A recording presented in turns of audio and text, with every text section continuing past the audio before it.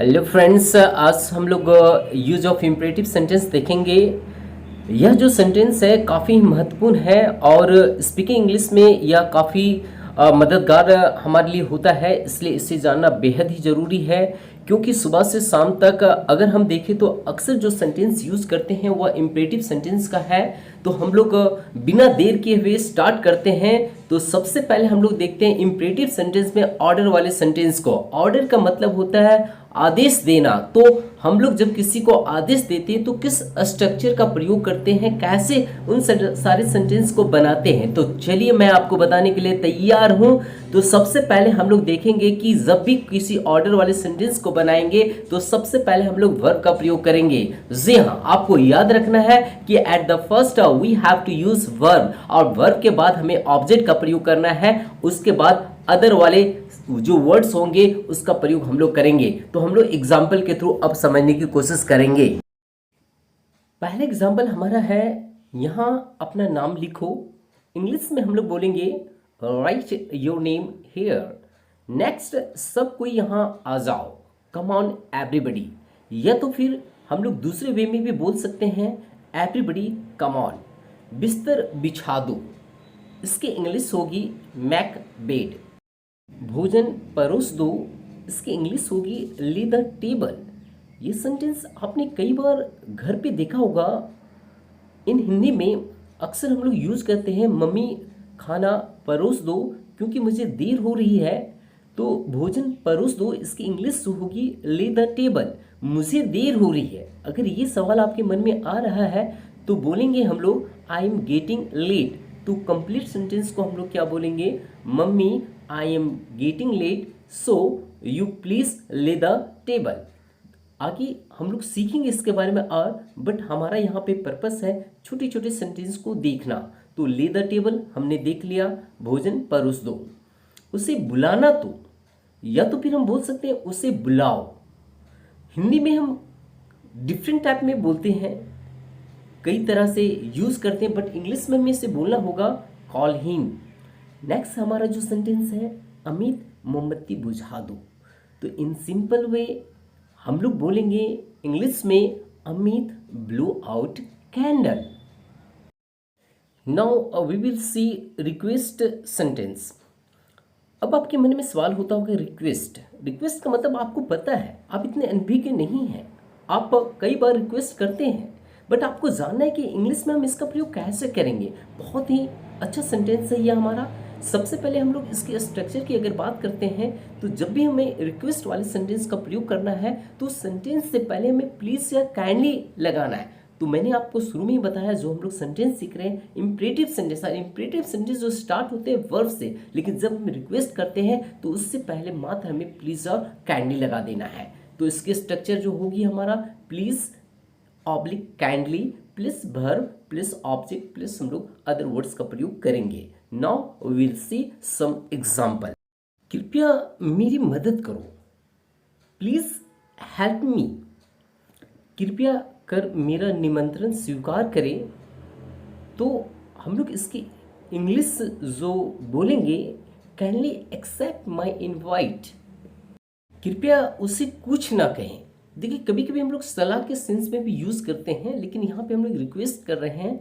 तो कृपया उसे कुछ ना कहें, तो इंग्लिश इसकी होगी please don't tell him anything.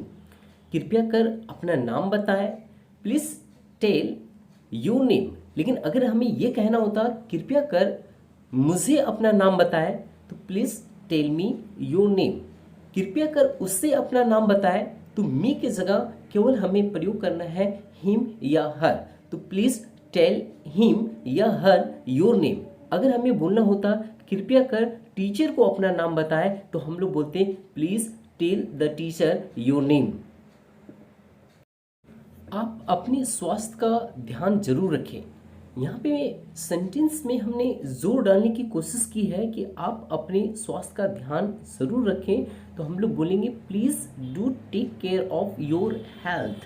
एक बात हमें ज़रूर याद रखना होगा कि अगर हमें किसी भी सेंटेंस में जोर डालना है तो याद रखना पड़ेगा उस वर्ब से पहले हमें डू का प्रयोग करना है। जैसे आना, तो हम लोग बोलते हैं कम, लेकिन जरूर आना तो इसकी इंग्लिश होगा डू कम। उसी प्रकार से आप अपने स्वास्थ्य का ध्यान जरूर रखिएगा, इसलिए मैंने यहाँ पे डू का प्रयोग किया है। इसलिए इसकी इंग्लिश हुई please do take care of your health.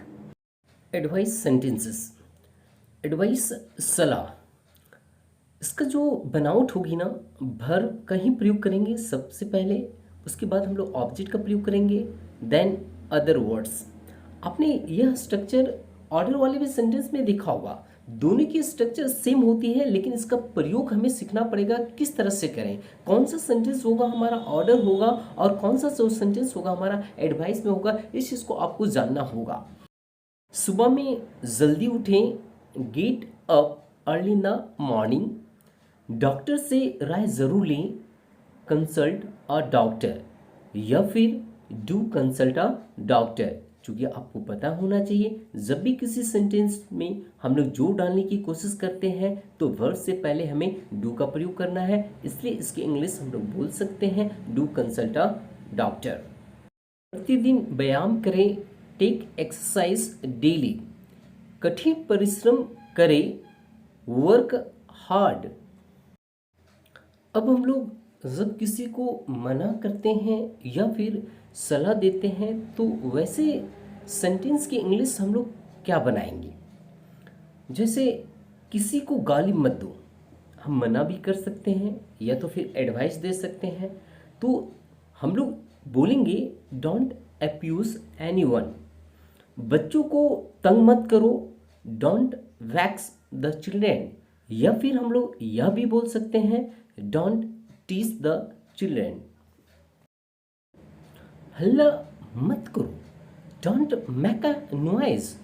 चिल्लाओ मत, डोंट क्राई। अब हम लोग प्रपोजल वाले सेंटेंस को देखेंगे। इसकी जो स्ट्रक्चर होती है ना, सबसे पहले हमें लीड का प्रयोग करना है, लीड के बाद हमें नाउन या फिर प्रोनाउन का प्रयोग करना है। लेकिन आपको याद रखना है कि अगर प्रोनाउन का प्रयोग करते हैं तो ऑब्जेक्टिव केस होनी चाहिए, उसके बाद हम लोग वर्ब देन अदर वर्ड्स। आओ अब हम लोग चलें, लेट्स गो नाउ। उसे खेलने दो, let him play. Let Lovely go, Lovely को जाने दो। लवली जो ये नाम है, अर्थात यहाँ पे मैंने लवली का प्रयोग एक नॉन की तरह किया है। नेक्स्ट हमारा जो है लेट मी स्पीक इंग्लिश, मुझे अंग्रेजी बोलने दो। अगर बोले उसे अंग्रेजी बोलने दो तो लेट हिम स्पीक इंग्लिश। हम लोगों को अंग्रेजी बोलने दो, let us speak English. Ram को अंग्रेजी बोलने दो, लेट राम स्पीक इंग्लिश। इस तरह से हम लोग कई सारे सेंटेंस बना सकते हैं। तो इस वीडियो में हमने देखा इंपरेटिव सेंटेंस के प्रयोग के बारे में और स्पीकिंग इंग्लिश में हम लोग इसका कैसे प्रयोग करते हैं। तो आज की क्लास में यहीं तक रखता हूं, अगले क्लास में फिर मिलेंगे।